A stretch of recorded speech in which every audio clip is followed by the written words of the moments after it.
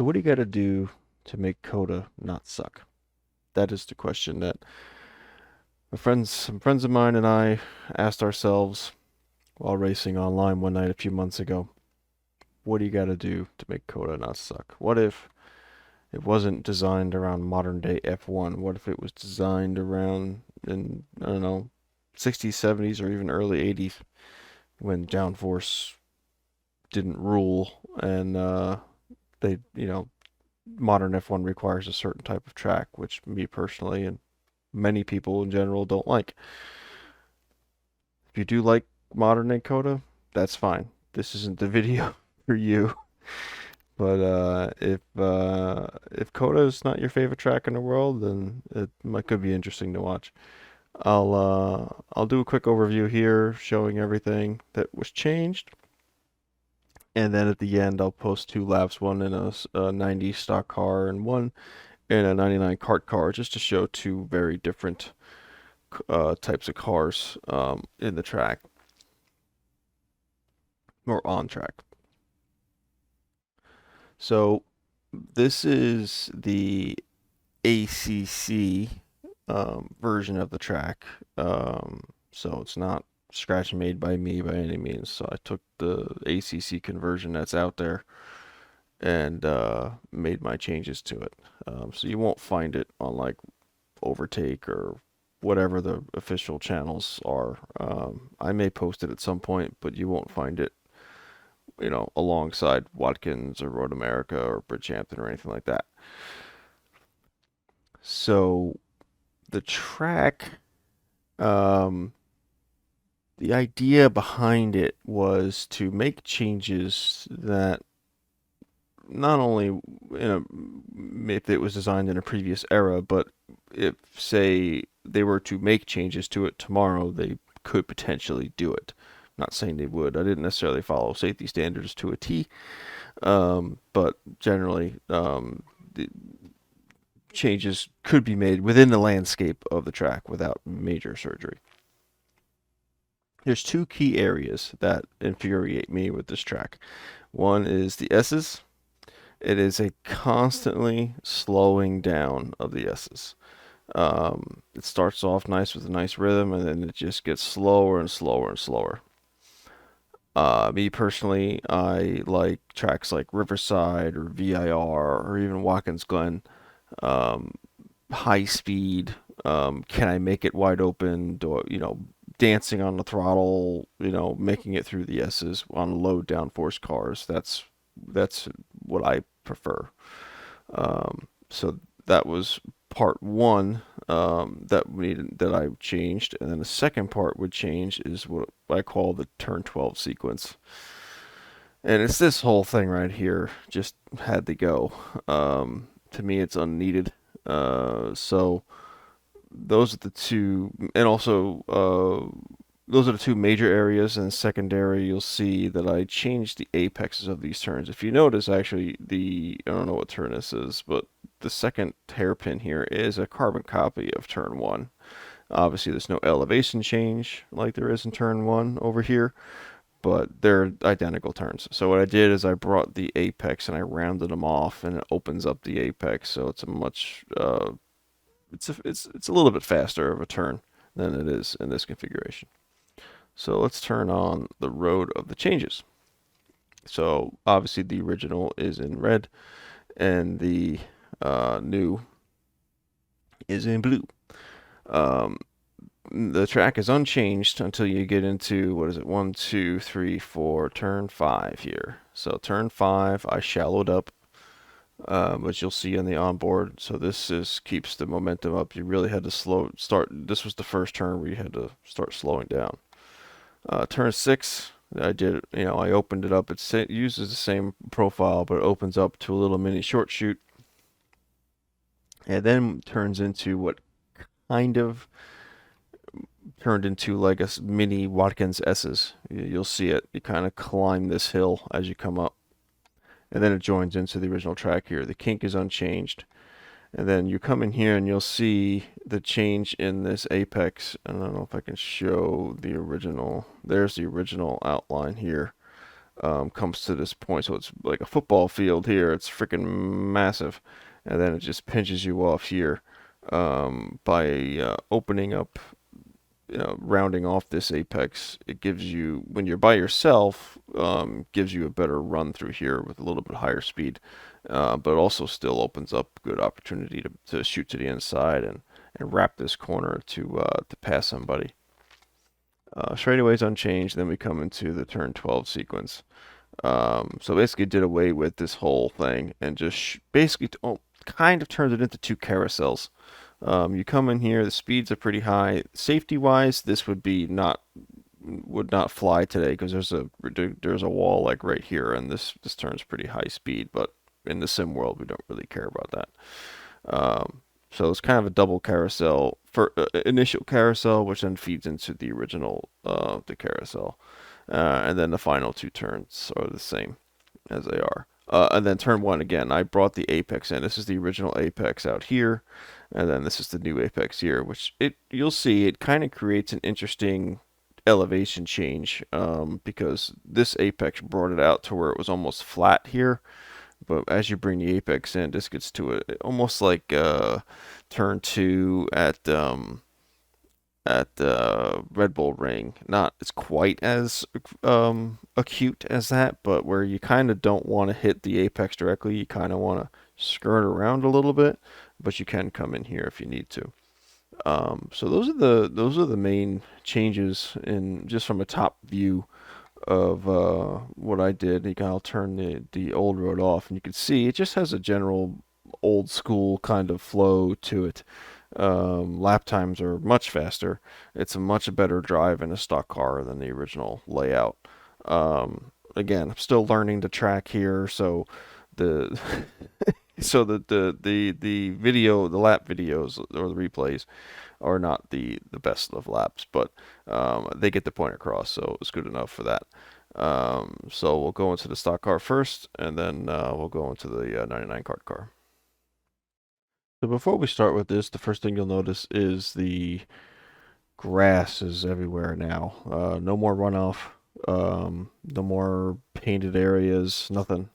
Just curbs and grass, as you would have found in earlier days. There is still some runoff in a couple areas, but there's a grass strip where they originally would have been the red painted area, and it kind of works. It penalizes you getting in the grass initially, but then if the shit hits the fan, you do have the paved runoff area. So like after turn one and stuff, and after the certain areas, you will have sand traps and runoff in certain areas.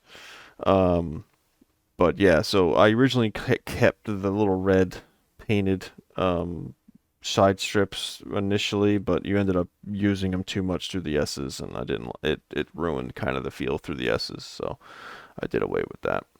I have the volume down low here, so it should be fine. Just kind of talk through it here. So we come up to turn one, and you'll see the apex is much. It normally would have been up in this area.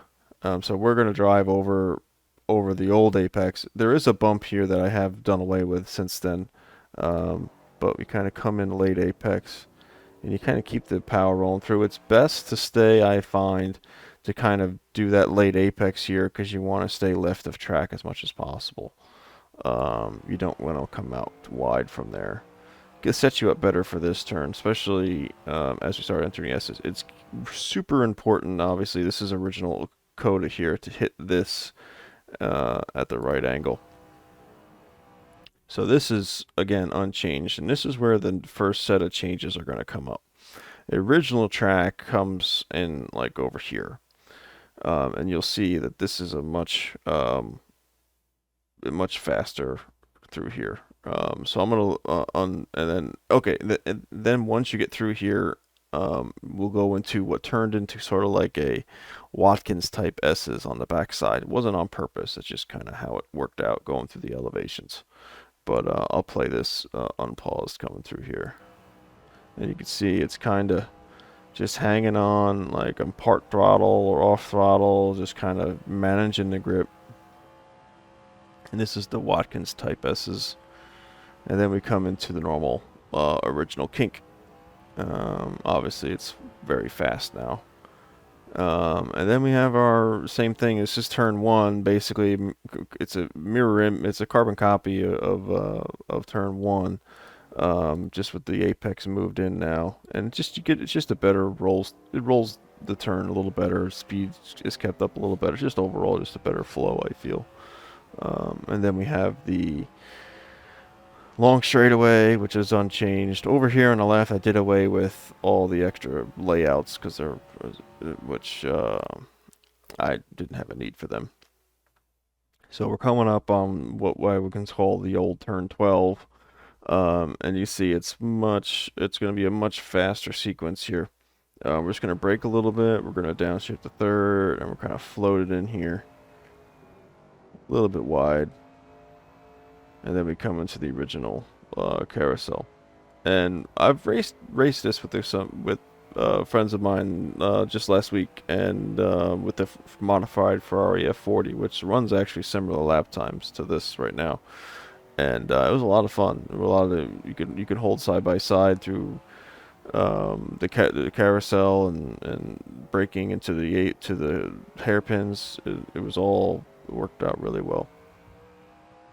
So I can turn the volume up and do a uninterrupted lap here.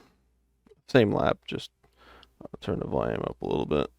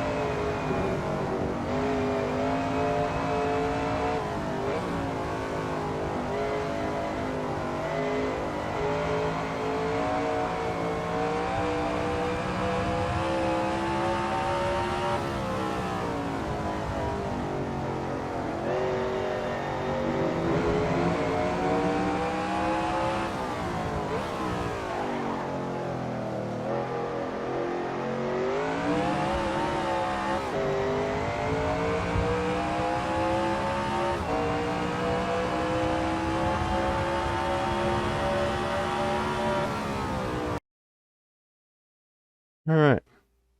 So that is 99 car, the stock car, and so let's jump into the 99 kart car.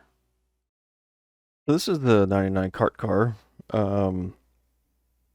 Again, I didn't really have this car in mind when designing the changes. It was more based around cars like the F40, which we were running, or the stock car that I just showed. But I wanted to kind of just show the difference with a car like this. If you've ever driven this or anything more modern, high downforce car around something like Riverside or even Bridgehampton, which are older circuits, you get it's kind of the same idea. It's just a very high speed, insane kind of deal. Obviously, not the safest thing, especially coming around the old turn 12 sequence there. The wall gets really close on the right hand side, and this is it's basically just a lift and a slight lift and a downshift to go through there with this thing coming off the back straight. But I won't talk through it because it's going to be so short anyway. But yeah, the volume is going to be up at normal level, and I'll just let it run.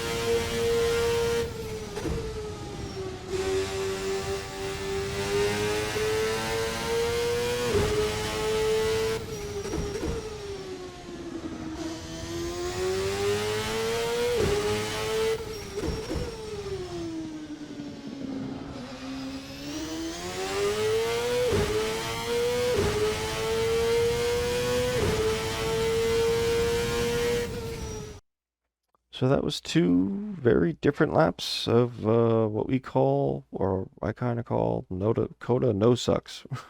Not the most original name. I think Dave might have called it COTA 82. I don't remember. Um, but yeah, it's just our idea of what COTA would be if it was designed a few decades earlier. Not necessarily built for modern F1. In my opinion, has a much better flow, much higher rate of speed.